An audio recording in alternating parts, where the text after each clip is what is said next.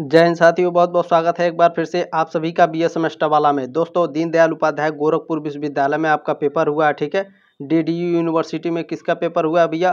Paper हुआ है आपका फाइनेंस एंड बैंकिंग का। ठीक है, डीडीयू यूनिवर्सिटी में को करिकुलर कोर्स के अंदर आपका एग्जाम होता है फाइनेंस एंड बैंकिंग का, जिसका पेपर कोड है COMM 203। ठीक है, ध्यान रखेंगे। चले, आपका पेपर कब हुआ? 6 मई को, 6 जून को आपका पेपर हुआ है भैया। ठीक है, ध्यान रखेंगे। चले, 6 जून 2024। और अपना पेपर आईडी भी मिला लीजिएगा। ठीक है, आपका पेपर आईडी अलग अलग भी हो सकता है भैया। चले, इसमें आपके 50 प्रश्न पूछे गए थे। ठीक है, 50 में से आपके कितने सही हुए हैं कमेंट बॉक्स में कमेंट करिएगा। ठीक है, चिंता करने की बिल्कुल भी आवश्यकता नहीं है। यदि आप इस प्रश्न पत्र को 2025, 26, 27, 28 जब भी आप इस प्रश्न पत्र को देखेंगे, आपको चिंता करने की आवश्यकता नहीं है। बिल्कुल इसी तरह से प्रश्न पूछा जाता है आपके एग्जाम में। ठीक है, चले, पहला प्रश्न आपका क्या पूछा गया था इसमें? निम्नलिखित में से कौन सा धन की विशेषता है? ठीक है, सामान्य स्वीकार्यता, सजातीय इकाई, तरल संपत्ति, ये सभी क्या है भैया? ये सभी आपकी धन की विशेषता है। ठीक है, चले, ध्यान रखेंगे। डी ऑप्शन राइट था पहले का। जल्दी जल्दी देखने का प्रयास करेंगे। दूसरा प्रश्न है, निम्नलिखित में से कौन सा क्रेडिट मनी यानी साख मुद्रा है? बताइए।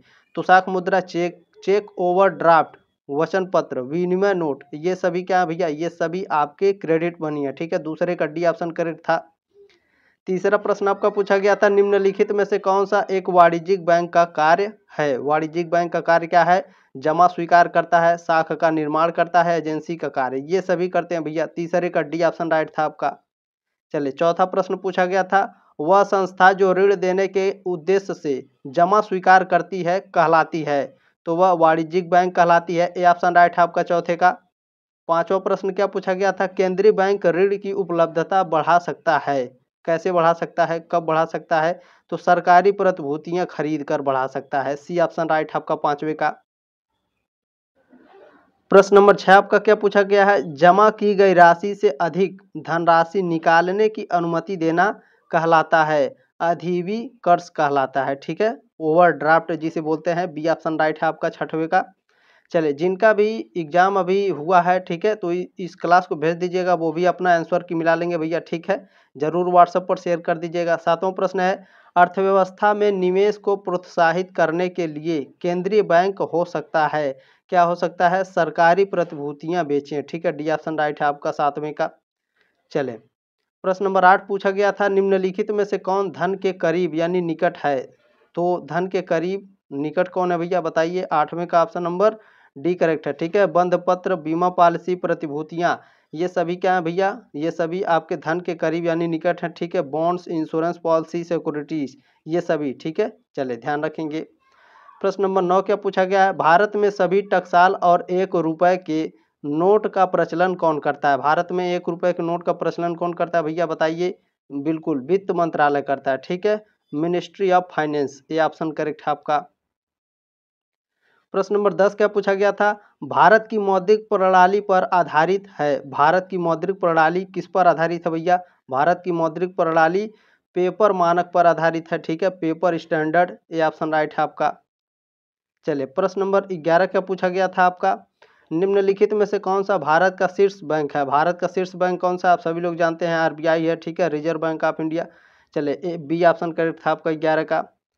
चलिए, प्रश्न नंबर 12 पूछा गया था, नोट जारी करने का अधिकार किसके पास है? नोट जारी करने का अधिकार सेंट्रल बैंक के पास होता है। ठीक है, सी ऑप्शन राइट है आपका 12वें का।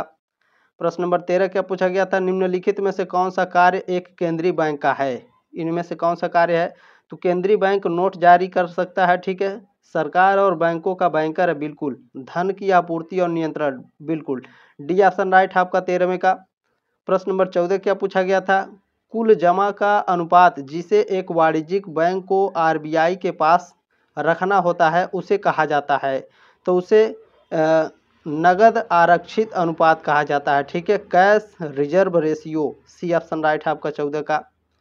प्रश्न नंबर 15 क्या पूछा गया था, मांग जमा में शामिल है? मांग जमा में क्या शामिल है? बचत खाता जमा और चालू खाता जमा। ठीक है, चलिए, ध्यान रखेंगे, saving account deposit and current account deposit. ठीक है, बी ऑप्शन राइट है आपका 15 का।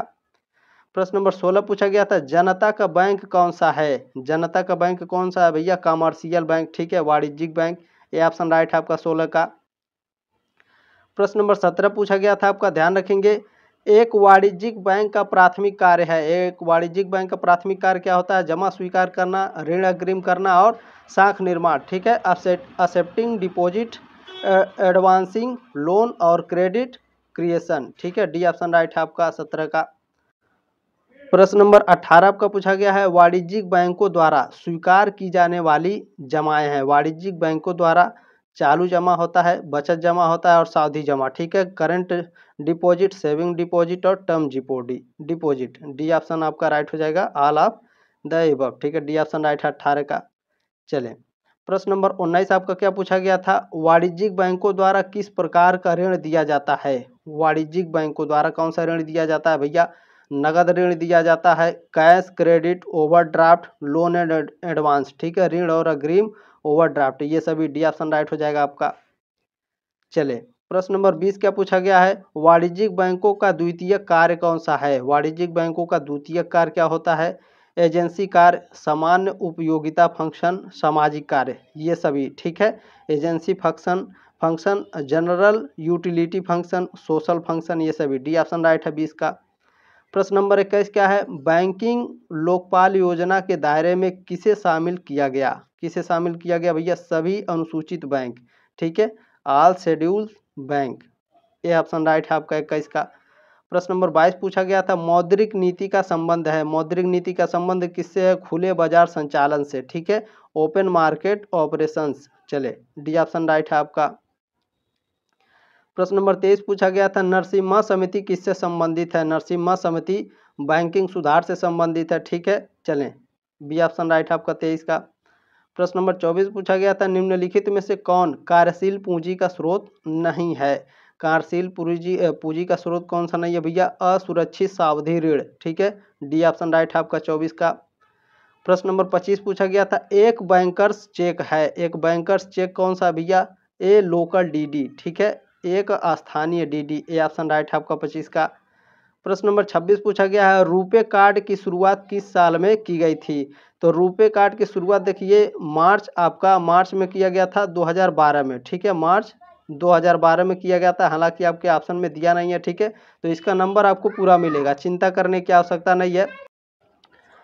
प्रश्न नंबर 27 आपका पूछा गया है, इसमें यह एक अल्फान्यूमेरिक कोड है जो NEFT प्रणाली में भाग लेने वाली बैंक शाखा की विशिष्ट पहचान करता है। कौन करता है? IFSC कोड करता है, ठीक है। IFSC आपका एक न्यूमेरिक कोड है जो क्या करता है? जो NEFT, ठीक है, NEFT प्रणाली में भाग लेने वाले जितने भी बैंक होते हैं, इन सभी बैंकों की पहचान कौन करता है? IFSC कोड करता है, ठीक है। ए ऑप्शन राइट है आपका 27 का।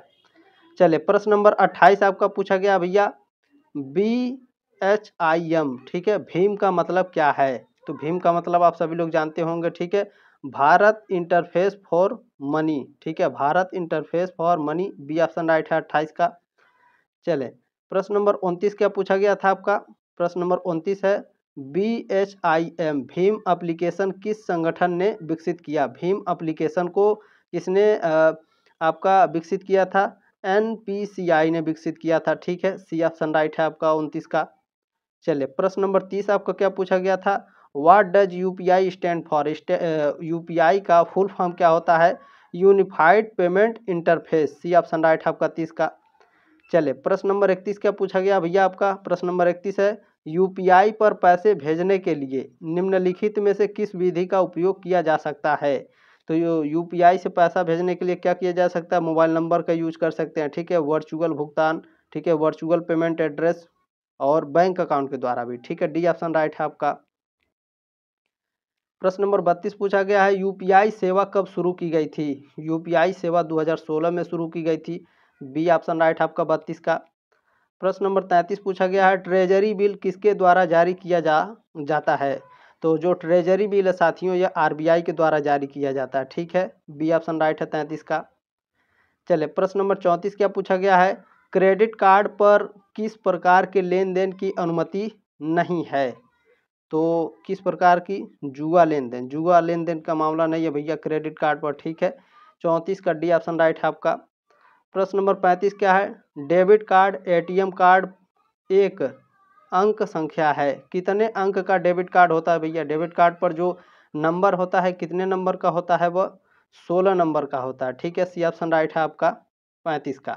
चले प्रश्न नंबर 36 आपका एटीएम का फुल फॉर्म पूछा था। एटीएम का फुल फॉर्म आप सभी लोग जानते हैं, ऑटोमेटेड टेलर मशीन होता है। बी ऑप्शन राइट है आपका स्वचालित गणक मशीन। देखिए हिंदी में जानना बहुत अनिवार्य है, ठीक है, हिंदी में भी जानना जरूरी है। प्रश्न नंबर 37 आपका पूछा गया था, निम्नलिखित में से कौन सा ऋण अत्यधिक सुरक्षित है? सबसे सुरक्षित ऋण कौन सा है? बंधक ऋण। ठीक है, यानी बंधक लोन जो होता है, बंधक ऋण, ये सबसे ज़्यादा सुरक्षित होता है। ए ऑप्शन राइट है आपका 37 का। प्रश्न नंबर 38 पूछा गया था, ई बैंकिंग के लिए कानून कौन पारित कर सकता है? ई बैंकिंग के लिए कानून जो होता है आरबीआई पारित कर सकता है। सी ऑप्शन राइट है 38 का। प्रश्न नंबर 39 क्या पूछा गया था आपका? देखिए 39 नंबर प्रश्न है, बैंकिंग नेटवर्क में निम्नलिखित में से कौन सा एक सुरक्षा उपाय है? तो फायरवॉल है। ठीक है, बी ऑप्शन राइट है आपका। प्रश्न नंबर 40 पूछा गया था, कुछ अवैध तरीकों से किसी और का पासवर्ड जानना है, क्या है? हैकिंग कहलाता है। ठीक है, ये ऑप्शन राइट है आपका 40 का। प्रश्न नंबर 41 है, वह कार्ड जिससे आप कोई उत्पाद नहीं कर सकते हैं। एटीएम कार्ड से कोई उत्पाद नहीं कर सकते हैं भैया, उत्पाद खरीद नहीं सकते हैं। ठीक है, एटीएम कार्ड से। Credit card, debit card, smart card से खरीद सकते हैं, लेकिन एटीएम कार्ड से हम कोई सामान नहीं खरीद सकते हैं। ठीक है, चले आपका ऑप्शन नंबर बी करेक्ट है 41 का। प्रश्न नंबर 42 आपका पूछा गया था, इसमें मुद्रा बाजार उधार लेने और धन उधार देने से संबंधित है, कौन सा है? अल्पावधि है। ठीक है, शॉर्ट टर्म बोला जाता है इसे। Money market deals with boring and leading of funds for short term. ठीक है, अल्पावधि। चले ये ऑप्शन राइट है। प्रश्न नंबर 43 आपका पूछा गया है, एक ऋणदाता द्वारा सामना किया जाने वाला सबसे आम जोखिम कौन सा है? सबसे आम जोखिम है ऋण जोखिम। ठीक है, चलें credit risk. C option right है आपका 43 का। प्रश्न नंबर 44 पूछा गया था, निम्नलिखित में से किसमें उच्च जोखिम रूपी एक प्रमुख विशेषता है? तो उद्यम पूंजी। ठीक है, ये ऑप्शन राइट है आपका।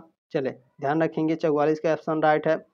प्रश्न नंबर 45 पूछा गया था, किसी नए उत्पाद को उसके प्रारंभिक चरण में विकसित करने के लिए निम्नलिखित में से क्या आवश्यक है? तो शुरुआती पूंजी आवश्यक होता है। ठीक है, स्टार्टअप कैपिटल।